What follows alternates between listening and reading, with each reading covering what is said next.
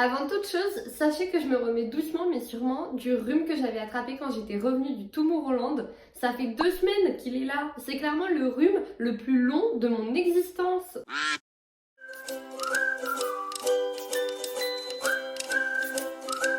Hello tout le monde, j'espère que vous allez bien. Aujourd'hui, je voulais vous parler du livre Amande de Won Byung-sun. Vous en avez sûrement déjà entendu parler car il a été recommandé par un des membres du célèbre groupe de K-pop BTS. Il faut absolument que je vous raconte une petite histoire à propos de ce livre. Faut savoir que je suis du genre à suivre les tendances mais avec énormément de retard. Et il y a quelques mois, j'ai vu une vidéo d'une youtubeuse qui évoquait rapidement ce livre. Et je vous avoue que ma première pensée, certes un petit peu rabat-joie, a été « Ouais, Rem a dû mentionner ce livre dans une interview et la maison d'édition a sûrement repris ses propos afin de booster ses ventes. »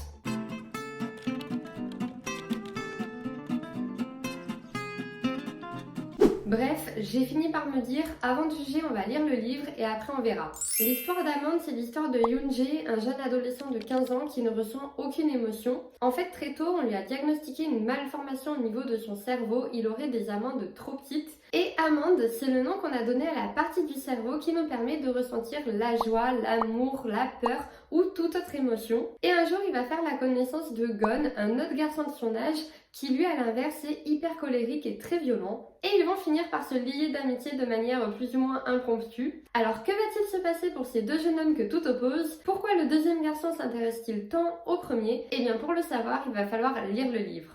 Spoiler alerte, ce livre c'est vraiment une pépite, RM ne nous a pas menti. Avant de commencer le pourquoi du comment, vous devez absolument lire ce livre incroyable.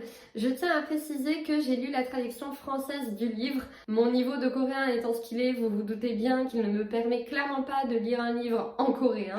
Bien, ceci étant dit, passons à la suite.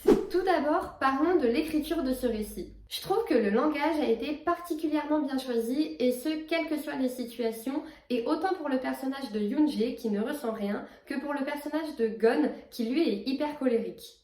Yoon-jae va décrire les situations de manière complètement détachée, comme si finalement il décrivait un tableau ou comme s'il relatait des faits. A l'inverse, Gon, qui lui bouillonne d'émotions, de colère, de rancœur, mais qui manque de vocabulaire, va utiliser des mots simples et souvent très vulgaires. Et je trouve que le travail qui a été fait est remarquable au niveau du langage associé à chaque personnage. Et de manière générale, chaque passage, chaque description, chaque moment, j'ai vraiment apprécié la manière dont c'était écrit et le ton employé. Et d'ailleurs, une phrase m'a particulièrement marquée, c'est lorsque Yoon-jae essaye de définir l'amour, alors au sens large, qu'il soit fraternel, amical, amoureux ou autre. De ce que j'en avais compris, l'amour était une idée assez extrême qui semblait enfermer l'indéfinissable dans la prison d'un terme unique et tout le monde abusait du verbe.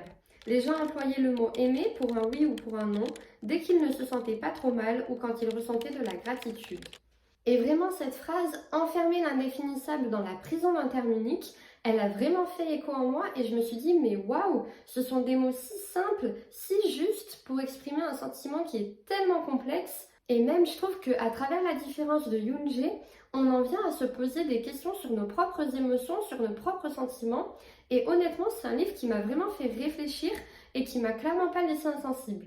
Ensuite, parlons du personnage de Yoon-jae. Selon moi, c'est un personnage qui est excessivement bien construit. Et pour le coup, j'ai trouvé qu'il n'y avait aucun manquement à l'histoire, qu'elle était vraiment complète. En fait, on suit tellement ses péripéties à travers lui, on découvre son enfance, sa famille, sa vision de la vie. Et si vous voulez, tout est décrit avec tellement de subtilité et tellement de détails qu'on se prend d'affection pour ce personnage.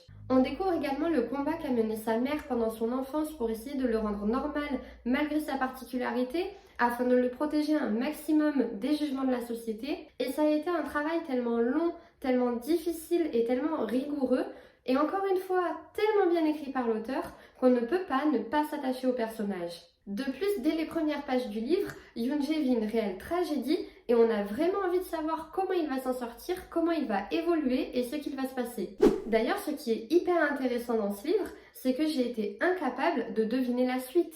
C'est-à-dire que de page en page, c'est une découverte totale des péripéties. Et à ce propos, les premières phrases du livre sont exactement « Je ne vous dirai pas si la fin est heureuse ou tragique, toutes les histoires se tiennent bonne nuit quand on en connaît la fin. Si je ne vous dis rien, vous serez plus attentif au récit. » Et pour le coup, cette petite phrase donne vraiment le ton au récit et on est hyper attentif à ce qui se passe.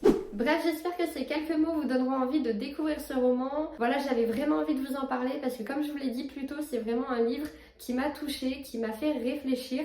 Et d'ailleurs, moment émotion, sachez que c'est le seul livre à ce jour qui m'a fait lâcher une petite larmichette à la fin. Et puis même après l'histoire, vous avez une note de l'auteur dans laquelle elle explique comment elle en est venue à écrire ce livre. Donc c'est hyper intéressant. Non, pour le coup, un petit chef-d'œuvre ce livre. Hein. RM, il s'est pas foutu de notre tête. Si vous l'avez lu, n'hésitez pas à écrire en commentaire, peut-être après la mention attention spoil, ce que vous en avez pensé, vos avis, vos réactions. Voilà, dites-moi si vous l'avez aimé, si c'est un livre qui vous a fait réfléchir.